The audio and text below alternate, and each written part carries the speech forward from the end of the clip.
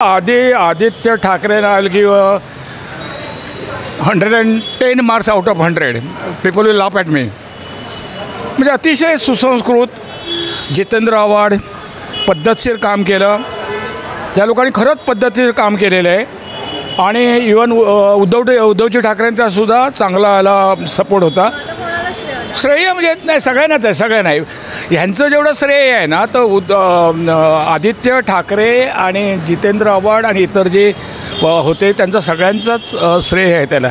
आता ज्यावेळी काय असं सत्तेमध्ये असतो, आता जे जसं आपण एखादा पिक्चर करतो, नाटक करतो, ते ॲक्टर फक्त दिसतात, पाठीमागचे जे कालांतरी पाठीमागे दिसले, पण आज लोक काय सुशिक्षित आहेत, सुसंस्कृत आहेत आणि त्यांना माहीत आहे सगळ्यांचं हे.